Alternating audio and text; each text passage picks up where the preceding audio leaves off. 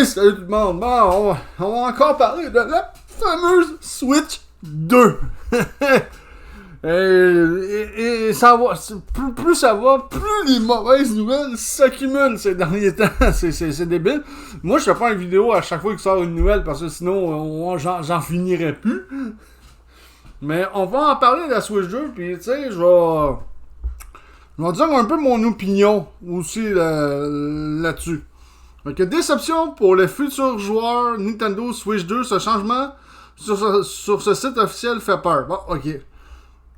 Plus de VVR pour la Switch 2. Ah, ben oui, il avait annoncé cette fonctionnalité-là lors du Nintendo Direct pour la Switch 2.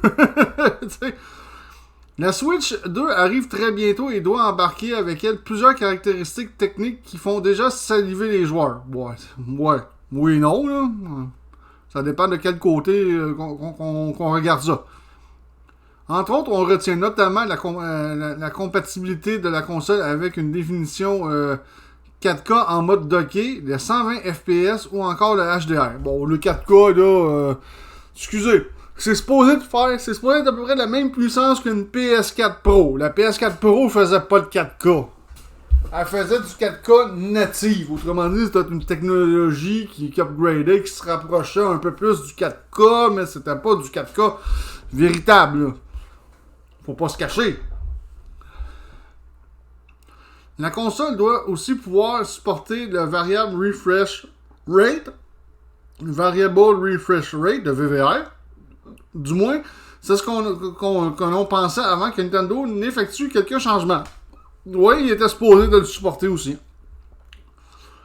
Comme l'a remarqué Olivier McKenzie, journaliste pour Digital Foundry, Nintendo a discrètement retirer la mention du support VVR sur la plupart des pages d'information de sa console à travers le monde. Ce changement de dernière minute, loin d'être rassurant, mais sur lequel Nintendo pourrait à terme revenir après sa sortie de sa nouvelle machine. Bon, c'est sûr que quand ils sortent une nouvelle machine, ça peut arriver que toutes les fonctionnalités qu'ils ont annoncées ne seront pas en marche Day One. Ils vont avoir des mises à jour du système et ainsi de suite. Puis ils vont peut-être le remettre en fonction de VVR grâce à des mises à jour du système de la Switch.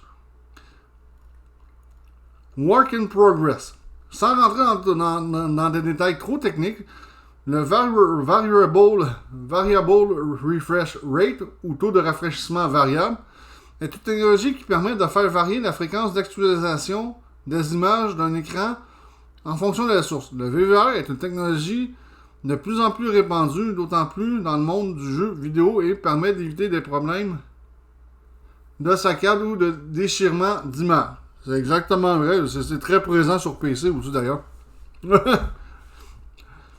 En somme, dans le cas où un jeu souffre d'un affichage instable, le VVR va permettre de pallier le problème en s'alignant sur ce framerate et donc en maintenant une certaine forme de fluidité.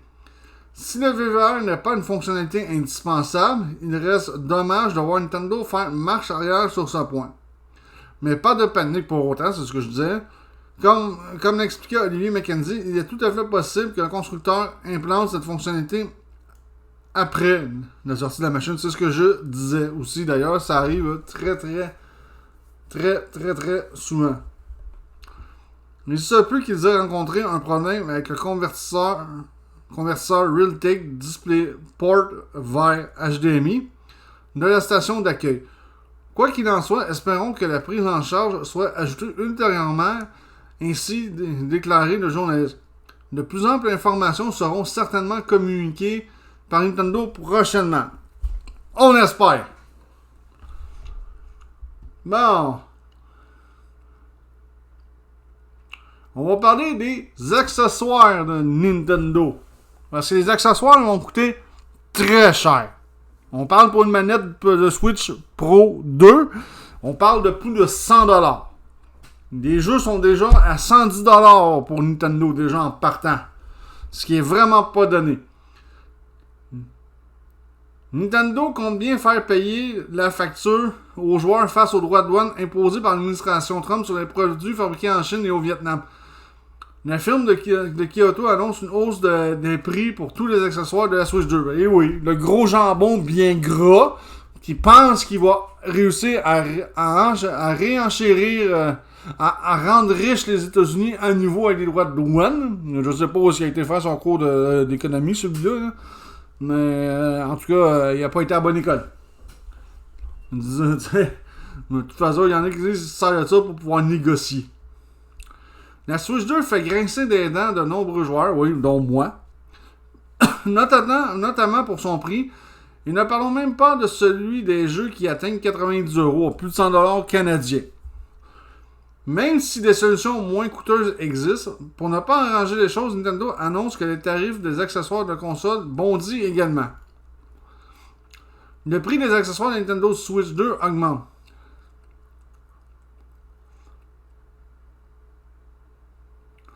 Nintendo en profite pour préciser que le pack Switch 2 est un code de téléchargement de Mario Kart World, ce qui est honteux, est fixé à 499€. On va aller voir 480, on va mettre 500€, on s'en fout. Combien que ça fait en argent canadien? Parce qu'au Canada, c'est supposé que ça se vend 630$. Ok, on va aller voir ça. Bon, on va mettre, oui. Un pub de cul, là. Bon, voyons voir pour ce pack-là. Ça fait quasiment 800$ canadiens, là. Hey, c'est un pensée pour une console qui est même pas à jour côté technologie, là. Mais c'est pas 100% de la faute de Nintendo non plus. Le beau gros jambon bien gras qui gère les États-Unis, il est pas beaucoup.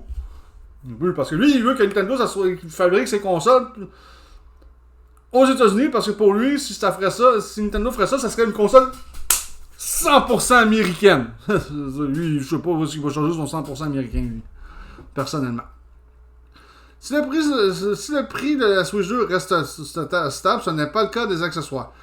Nintendo fait gonfler la grille tarifaire, alors si vous en achetez plusieurs, alourdissement de la facture, risque de se faire ressentir. La console, malgré ses énormes qualités, notamment au niveau de la technologie grâce à Nvidia, reste un investissement coûteux pour beaucoup de joueurs. Oui, ça, c'est un hostile problème présentement. Ouais.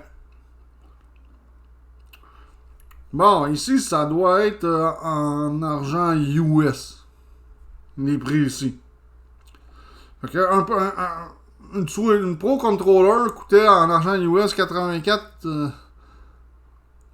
Le nouveau contrôleur va coûter 84,99$. Contre 79,99$. Mais tu sais, au Canada, là, on parle, mettons, de 84$. Là.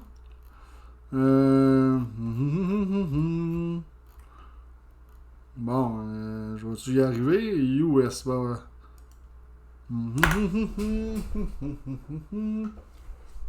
Tac, tac, tac, tac, tac. On parle de 117$ canadiens. C'est quand même pas donné pour une manette. Une manette de PS5 coûte même pas ça, là, présentement. Une manette de PS5, là, on va aller voir sur GameStop parce que je m'en... Parce que moi, mes manettes de PS5, j'ai pas eu à les remplacer. Bon, moi, ça me fait assez chier. Bon.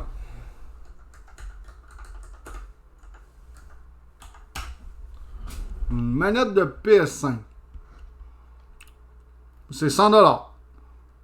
Mais la manette de Nintendo va coûter 17$ de plus. Quand même. Les Joy-Con, même chose.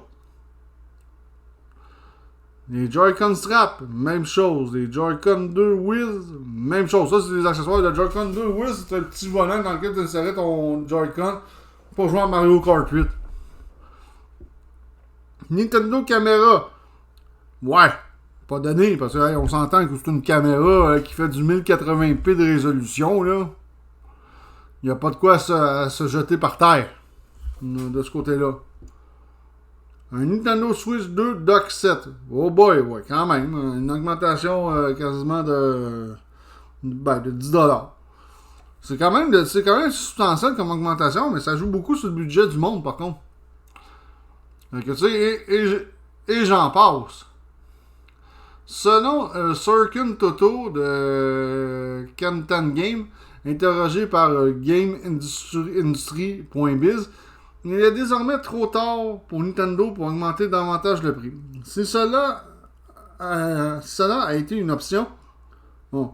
Concernant les droits de douane, Nintendo faisait face à une boîte noire jusqu'au 2 avril. Comme tout le monde. En tant que fabricant de matériel, Nintendo a très probablement effectué des simulations pour aboutir à un prix qui les protégerait autant que possible des tarifs douaniers. Bon, ça, je crois ça aussi. Sûrement, les Japonais ils sont assez prévoyants. Hein, ça. Ils sont loin d'être caves de ce côté-là. La stratégie de Nintendo pourrait évoluer à moyen terme selon Pierre Harding-Rowe, analyste chez Ampere Analyst, qui confirme à GameSpot que si les tarifs persistent, une augmentation de prix en 2026 pourrait être envisagée. Nintendo avancera très prudemment compte tenu de l'importance du marché américain. Fait que, ouais, à cause des tarifs, parce que monsieur gros jambon bien gras veut réindustrialiser des États-Unis. Et pour rendre les États-Unis compétitifs face à la Chine. Parenthèse, ça n'arrivera jamais, parce que le dollar américain n'est pas compétitif côté industrie versus la Chine. Le dollar américain est haut. Il faudrait qu'il fasse baisser le dollar américain pour le rendre au niveau compétitif. Et ça risque d'être très dur de faire ça. Fait que, ouais. C'est vraiment, ouais, c'est plate ce qui arrive. Je l'accorde à 100%. Et les précommandes au Canada et aux États-Unis auront lieu le 24 avril. Fait que Nintendo Switch, $629, 700$ pour le bundle. Quand même pas si pire. On a pas mal... on a pas mal les prix ici. Je sais pas si c'est en canadien, par contre, je pense que oui. Oui, c'est en canadien, fait que c'est quand même pas pire. Les prix des Joy-Con, support de recharge, c'est quand même pas donné. Les Dragons non plus, là, quand même. Fait que ici, on a la liste de prix en canadien. C'est quand même vraiment pas... c'est quand même vraiment pas donné. Et Donkey Kong va se vendre 100$. Une autre chose aussi qui me déçoit de la Switch, c'est que ça va être sa librairie de jeux à sa sortie. Parce que Donkey Kong ne sera pas un titre de lancement de la Switch 2. Autrement dit, on va droit à Zelda Breath of the Wild, Zelda Tears of Kingdom remasterisé, Kirby, tous des jeux qui existaient déjà sur la Switch originale. Et une autre chose qui me fait chier, ça a l'air que ça pourrait coûter pas moins de 20$ pour acheter le pack pour upgrader ces jeux-là. Pour ceux qui possèdent déjà ces jeux-là sur la Switch originale. Moi, je possède les deux Zelda, je l'ai sur la Switch originale. Le Kirby aussi, je l'ai sur la Switch originale. Et ça pourrait varier jusqu'à 20$ apparemment pour acheter le pack pour upgrader les graphiques de ces jeux-là sur la Switch 2. Je trouve ça un peu une abomination. Pour l'instant, j'ai écouté des vidéos de monde que je suis sur YouTube, puis aux États-Unis, c'était annoncé à 20$ US. Donc 20$ US ici, c'est quasiment pas moins de 30$ canadiens pour upgrader son jeu avec les graphiques de la Switch 2. Je trouve ça aussi très aberrant. Si ça vient à se concrétiser, parce que ça coûtait même pas ça sur PlayStation. Sur PlayStation, là, il y a eu des jeux sur PS5. Quand j'ai eu ma PS5, j'ai conservé certaines copies de jeux sur PS4 avec lesquels tu pouvais upgrader les graphiques. Il y en a que ça a été de façon gratis. Puis il y en a d'autres que j'ai obligé de payer, mais j'ai payé en moyenne 10$ pour upgrader les graphiques de certains jeux de PS4. Ce qui est quand même, je trouve, très très raisonnable à ce prix-là. Fait que Nintendo, mettons, s'ils chargent plus de 20$ canadiens pour faire des upgrades graphiques sur certains jeux de Switch original. Mais ça, je vais trouver ça un peu déroutant de ce côté-là. Je sais pas ici, la hype, qu'est-ce qu'il va avoir de l'air ici, la hype. On va voir ça le 24 avril. Le 24 avril, les précommandes de la Switch vont être disponibles. Là-dessus, je vous dis ciao tout le monde, à la prochaine.